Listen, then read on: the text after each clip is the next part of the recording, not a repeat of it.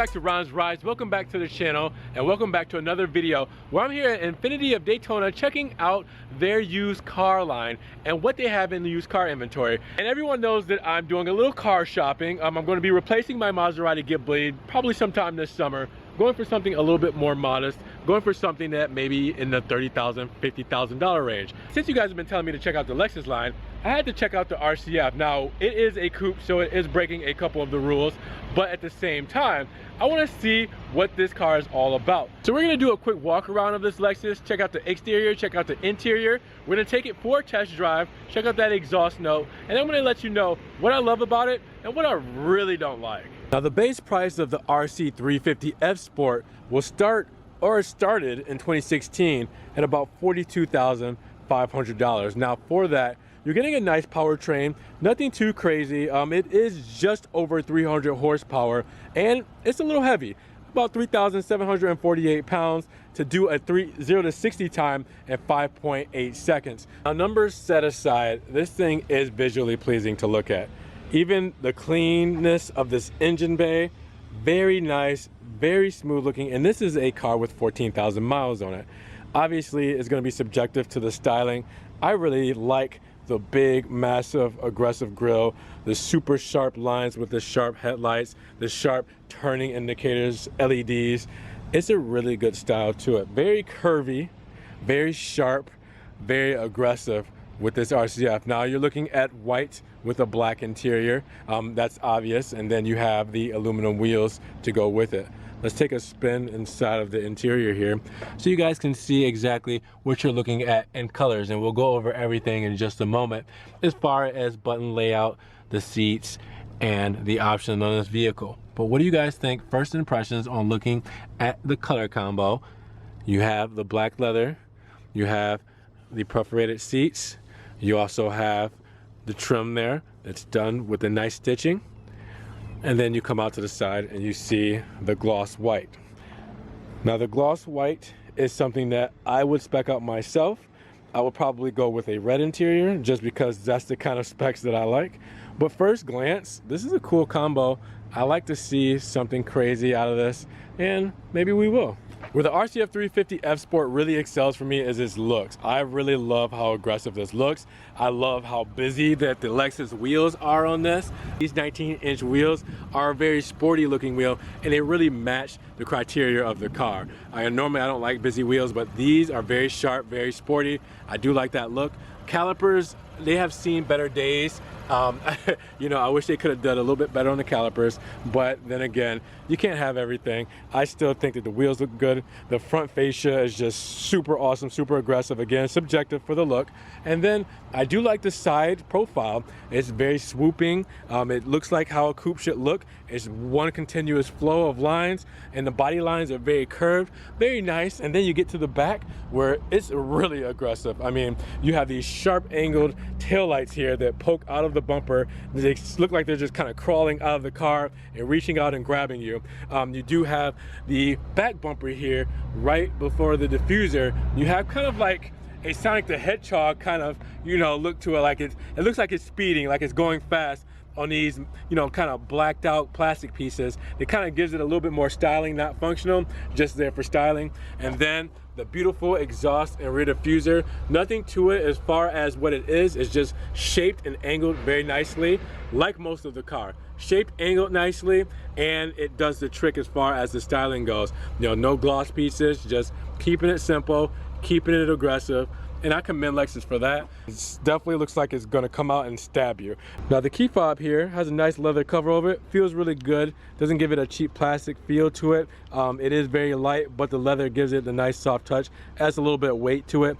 For it, you have your lock up top, you have your unlock, your hold for that trunk release, and you have your hold for the panic button. Now, if you don't want to use the trunk release here on the key fob, you also do have a button on the right hand side of the Lexus insignia, just a little button there to open up everything. Now, for the coupe here, you're looking at 10.1 cubic feet of space as far as the trunk goes. Obviously, because it's a coupe, you're gonna lose a little bit of space, but you do have rear folding seats, which helps. 60-40 split, 60% on the driver's side and 40% on the passenger side. With this being a used unit, this particular customer has some speakers hooked up in the back, so you'll see the wires that were ran for the speakers. If you didn't see, but in the engine bay, when you go back and you go look at it, there's actually a fuse that's connected there, so you can tell that they hooked up some kind of system. You do have the floor mats here, leather floor mats, or rubber floor mats, should I say, sorry, rubber floor mats. It was very nice because of the times and weather, where it's rainy, or if you're up north where it's snowing, that is prime, that is key to not messing up your floor mats. But a big section for this, I really like the space that the coupe offers. This is plenty enough space in the rear, and if you need that little bit extra space, those seats go down. Now, so let's step inside of the interior, see how well this Lexus is fit and finish. Now, inside, it's a very different car from what I'm used to. The Japanese automakers have a different way of doing things, and right off the bat, I have a couple of different gripes. My thing is, I've never been a big fan of Lexus interiors. As I said, I'm been a big fan of the exteriors, but I never really liked the interiors, so I'll kind of show you guys a reason why, but then I'll also show you some good things as well that this car does for the interior. Now, starting with the first thing that you see, the infotainment screen is a little misplaced, it feels. It is very tucked away back here.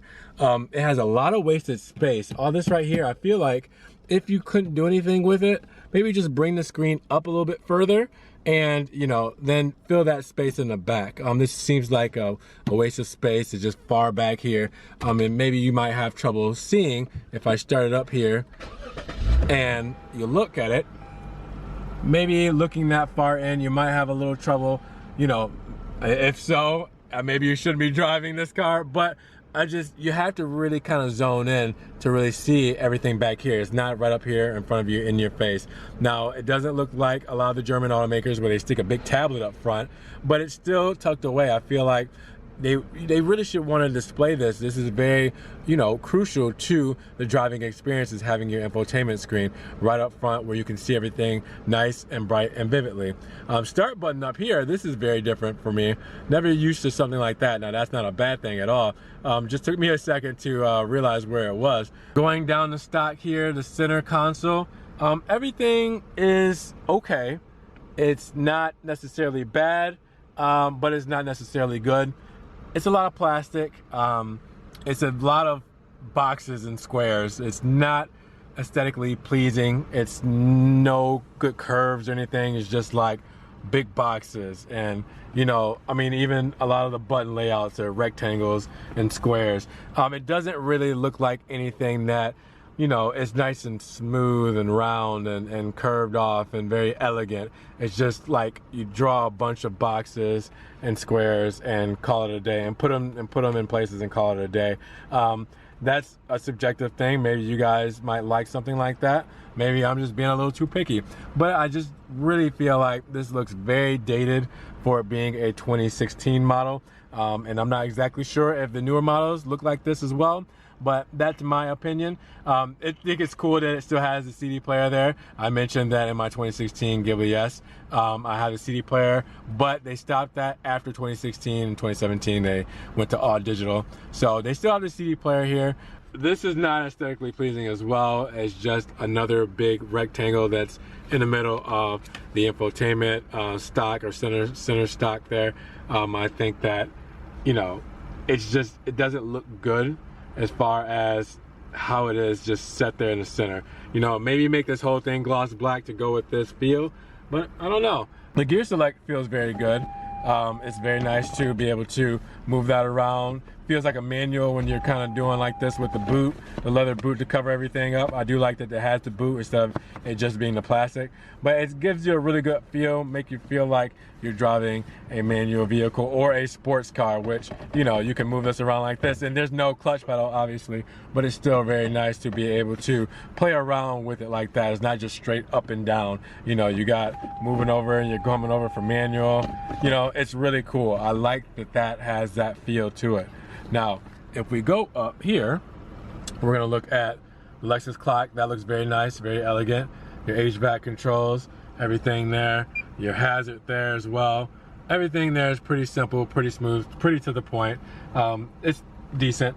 The cup holders might be a little too close to everything here. I feel like maybe this center console here is slim, but you know, when I have my bottle of water here and I'm trying to shift, I'm almost gonna knock it over and out of, you know, the cup holder. So I have everything here, but I'm just kind of like, I'm trying to, you know, if I'm just going to regularly shift, I'm knocking my any kind of drink, anything that I have, right over here. So that's not too functional as far as that goes. But cup holders look clean, very simple. Same with the armrest, very simple. You do have your 12 volt here if you lift up here. And if you lift up here, you have your USB and 2 USBs, sorry, and the aux cable there.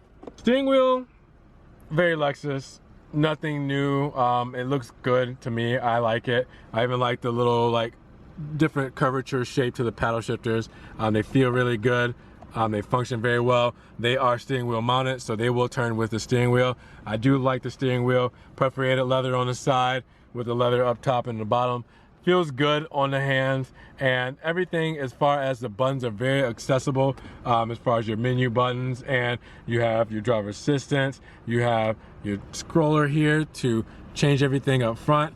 I mean, it's easy. It's to the point. You can do your radio here, volume, your mode, your stations, you know, your hands-free. It's like most other cars. If we come over to the side here, this door is very busy in a sense. It's got a lot going on.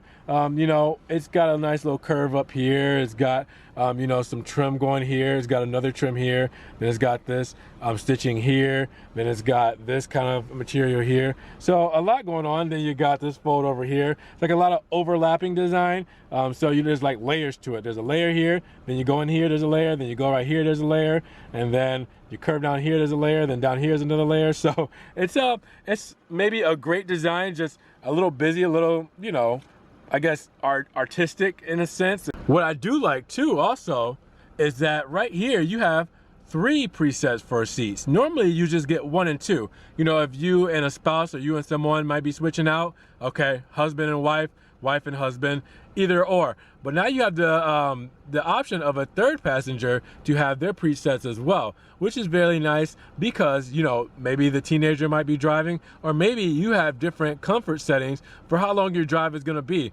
Maybe I just got in the car and I've been driving for an hour. Maybe this preset, I've been driving for 5 hours. Maybe I've been on the road for 10 hours and I need to be as comfortable as possible. I want this as my most comfortable preset. So it's nice to have 3 different options instead of just 2. I also have a massive speaker here. This takes up a lot of the door panel here. This is really, I mean, it looks good. It's just a little bit massive, but hey, if it helps with the sound, so be it. You have your steering wheel adjustment here. Bring it in, send it back, move it down, move it up. I do like how fast it moves too. It's quick.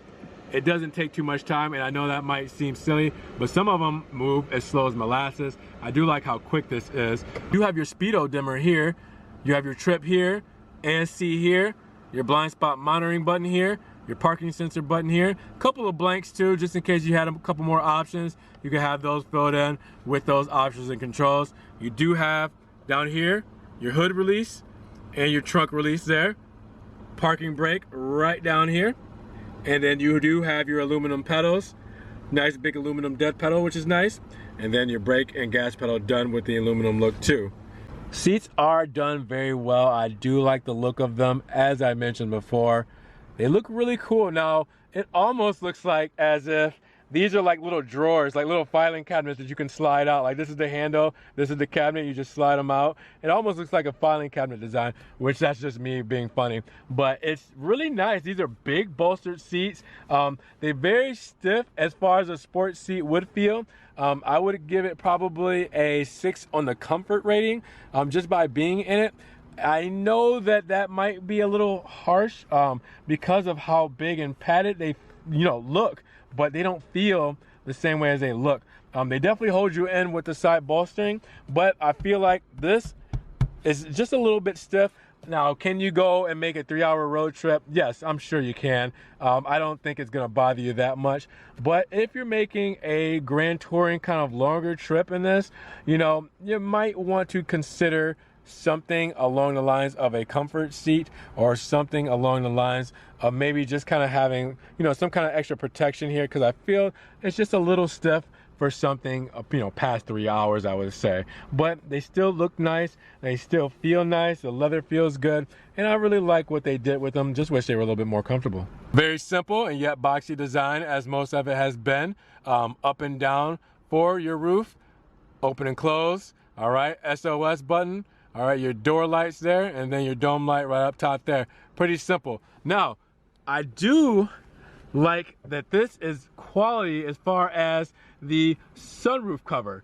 You might not think, oh, sunroof cover, well, nice and thick sunroof covers such as this one, and heavy, really blocks out the sun. This is what it's for. You know, a lot of people go for the nice light nimble, like little covering over it, but it still lets a lot of heat inside. This does not.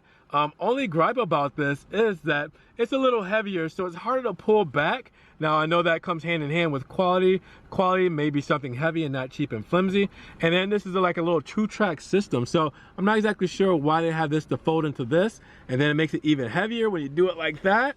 So it's a harder thing to pull back with one hand. And then when you pull it up, it's a little heavier as well. Not sure why this isn't just one big piece. Maybe that, you know, for the roof lines and how the car is designed, it needs to fold back into itself. Do go back like that. But, you know, it's still nice quality for the sunroof cover, and I do like that. Now, there's a good reason that I'm all for sedans over coupe. Backseat space. My last however many cars have been sedans. I've never had a coupe before, and this is a big reason why. Being able to get in the back seat. Now, I'm gonna have a child in the back seat, an 8-year-old, so I'm gonna need a little bit more space than what's offered. But there is a button here for me to reach and pull back the back seat, and it automatically moves up forward for you, so you see it's moving itself, and it allows you that space. Now, you're gonna have to lift up the seat belt and hop back here, and it's a very small space, so I'm not gonna do it myself. But as you can see, even where that passenger seat was, in order to sit and really stretch out, you're gonna need some room. I mean, you really can't fit anybody back there. It's really tight spot when those seats are put back to sit comfortably in the driver's seat or passenger seat with having someone in the rear. So we're just gonna look at it from afar because it still looks beautiful back here. It still has the nice perforated seats with the stitching and a nice design back here as well. They didn't skip out on the design. They carried it over to the back seats as well. So it's very nice. It's got your speakers in the back here as well. It's got nice shelving for you to lay your arm on for a comfortable ride. So you see the shelving there. That kind of helps you just kind of relax, and it's a good groove to put your arm. Now, this is a weird spot again with the design. You know, there's really nothing here. There's no pull down for your center armrest. So you got like a little groove here, but the groove really doesn't do anything but sit there. It's not a charging pad. It doesn't have any grip on it, so whatever you put here is going to slide up and down. So it's not too functional, but it's there, so they did think of you. Your HVAC controls, again, if you even have anybody back here, they're pretty much pointed at the bottom of the seat. They're so far down here, you'd have to angle them up and over to really get to your passengers here. So not, you know, I guess idea spot for this, but that's all you can do with how the car is designed. It's just not as functional as you like it to be. The infotainment system can use a little work. The Japanese are definitely behind in that. No Apple CarPlay, Android Auto. Now, this is not a touch screen, so you're not going to be reaching over this blank space here and trying to touch anything on it. You are controlling the infotainment system using this trackpad here and these menu buttons here. So if I were to press menu, go to the menu. If I were to press home, go to home, stuff like that. So if I press home, and I have to put the camera all the way up here so you can even see this thing. Home, you're looking at where I'm at, the compass, your average MPGs, your range, the Bluetooth audio there. If I want to cycle through, I can press menu, and you see the different things there for the menu. Now, you got climate, nav, everything like that. I'm going to use this trackpad to move around on the infotainment system. Now, what's cool about this trackpad is that when you move over to a specific selection, it will do a little vibrate and click. So when I go from climate to nav, I'll feel it on the trackpad, and it's like a joypad. It's really cool how this moves around like that. It's almost like I'm playing Pac-Man. Actually, with the Lexus symbol, it looks like a Pac-Man. It really does, and then this is one of the balls they'll eat. All right, that probably came out really wrong. But anyways, guys, super simple infotainment system. Not necessarily my cup of tea, and like I said, it's really far back there to even see anything. But the trackpad is really cool. I do like that. I wish that it was brought up front and that it was a touch screen. But it does what it's supposed to do. Like I said, there's just not much to it. It's everything you've seen in every other infotainment system, so nothing to really highlight. The rear backup camera isn't too bad. I like this, a full screen, decent quality, and you have your guidelines. Nothing super crazy as far as technology goes, where you have a 360 camera or you're doing all this crazy stuff, but it's still a great backup camera, still a great visibility, no faults there, no complaints. So there's no indicator here to actually tell you what gear you're in. Because this is like a joystick or a turn knob that just goes back in its resting place, you just flick it over and it flicks itself back to its resting place. So what we're gonna do is go to Eco mode, we're gonna go to Sport mode, and then Sport Plus mode. Now there's no different change on the speedo between Sport and Sport Plus mode. So I'll show you guys that right now. So as you can see, we're in Eco mode. If I flick it once, then it shows you that nice flared up speedo with the white background with the red in Sport mode. And then Sport Plus just changes to Sport Plus there. It doesn't show you any different significant changes with the speedo or with the options on the vehicle as far as the throttle response and what's actually changing. You do see the M1 because I'm in manual mode. You'll see the 0 there because that's my miles per hour. The big tack there, so you'll see my RPMs right there, dead center in the middle. And then you'll see my range as far as miles there. Now you also on the left-hand side see the temperature of the car and outside. You also see on the right-hand side your fuel, which we're full here, all right, and your odometer there with the 14,349 miles. Then you're ready to go. But let's give it a few blips before we do that in Sport Plus mode and look at this digital gauge. Shoots up like crazy, turns red when you get to red line, and it lets you know you need to shift. But that is really cool. That is super sporty. That is super aggressive. Just like the exterior of this car, you're gonna love driving this RCF. Now, what's cool about the speedo here, if I press the menu button on the steering wheel, this is super gimmicky, but I love this. Check this out. That's cool. That's really cool. To move over your tack there and move over everything, and now you got your menu, and then to slide it right back over. Okay guys, it doesn't take much to impress me. So you do have your Bluetooth audio, you have your compass, you have your information there, tire pressure, everything, settings, no messages there, and then your cruise control, driver assistance stuff there. You see your fuel there, your temperature, and how hot it is outside. But you can go through all of this stuff, and I just think it's it's different. You know, so I'm moving up to gear position, moving up to eco indicator, the range, everything like that. It's really cool. I like it. So you do have 3 driving modes in this car. You're gonna have Eco, you have Sport, and you have Sport Plus. Obviously Sport Plus is where you're gonna get the most out of it. Sport Plus is going to be the one that I use the most, so that is going to be one I'm gonna be driving in today because I wanna have the most fun, right? Who doesn't? Now so far what I love about this is you can tell that it's got a V6 in it. It's got some kick to it. It really does. And I know it may seem underpowered for just having a little over 300 horsepower, but I feel like it's plenty enough for this car. It's very nimble. The steering response is there. I'm barely turning the steering wheel. Look at me wiggle back and forth. I can put this car wherever I want to. I feel comfortable. And another thing about feeling comfortable is the downforce. This thing feels like it's stuck to the road, and I can take turns like nothing. No body roll. I mean, it's just it's crazy how you can just twist and turn this thing and really put it where you need to put it, and it handles like a sports car. It really does. I really like the dynamics of the drive. A little stiffer on the suspension, and you know, it's a sports car. It's going to be stiffer. It's not going to have a total amount of comfort that's going to really say, hey, this is one that I can just cruise in, lay back and relax. You know, the seats, as I mentioned, are a little bit stiff. You wish you had a little bit more comfort out of the seats, but the bolstering is good. It's very wide. It's very fitting. It's not too form-fitting to where you feel like you're squished in. I mean, even mentioning that, I can rest my elbows here. I can rest my elbows on the armrest here and drive comfortably. I do like that.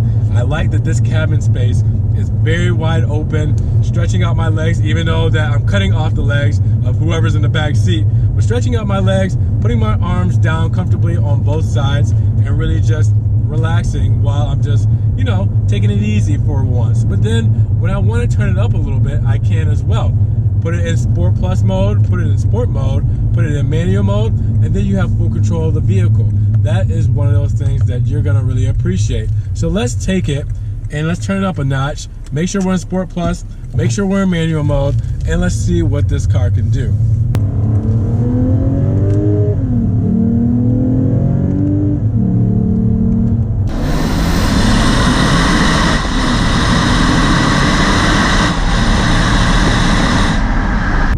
Like a supercharger whine that's just incredible. You hear the whine just come straight into the cabin. You can tell when somebody's punching it in this vehicle. There is no nonchalantness about it. I can't just simply just kind of sneak by and really turn it up and get the RPMs up. No, you'll hear it. You will hear it. And this is just, hold on, let's see if you guys can pick it up in the camera.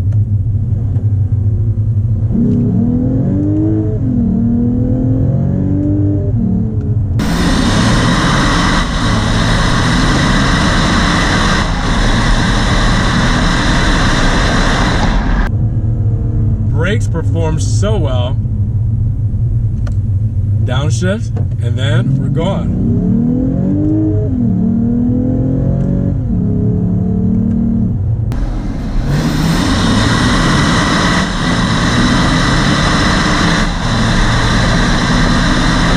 Now I notice the throttle response in higher speeds isn't as great as when you're in first gear, second gear, bam, like that. Once you step on it, you really have to step on it and hit the floor when you're above 40 miles per hour, 50 miles per hour. A little bit more lag at higher speeds when you really want to get on the move. So think about being on the highway and going, you know, 65, 70 miles per hour, and you need to get up to 80 for some reason to pass someone or get out of somebody's way.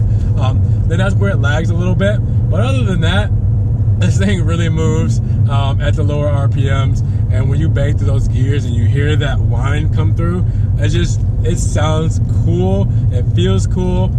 Banging through these paddles, these nice feeling aluminum quality paddles. I mean, what more can you ask for in this sense? I'm really digging this. These are one of these cars that it performs how it looks, okay? It looks like it's gonna do what I'm doing right now.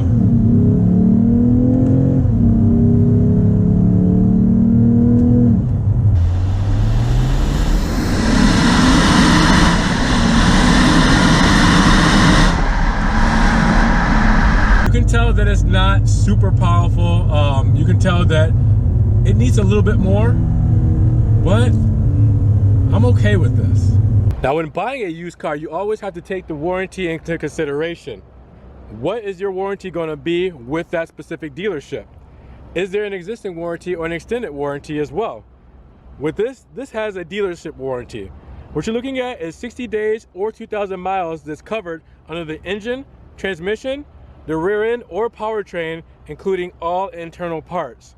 So that is your dealer warranty, which is a limited warranty. The dealer will pay 100% of the labor and 100% of the parts covered if they fail within that warranty period. So when buying a used car, make sure you know what kind of warranty you're getting and what works for you. Guys, tell me, what do you think about the 2016 RC 350 F Sport? Now, obviously it's not as lavish or as practical as I would want in the interior, but this thing makes up for that looks wise and the drive wise. It's a very fun car to drive, has plenty enough power, and it looks sharp. Now I know all that stuff is subjective on the looks, but you guys can't argue with it being a very nimble and performing car.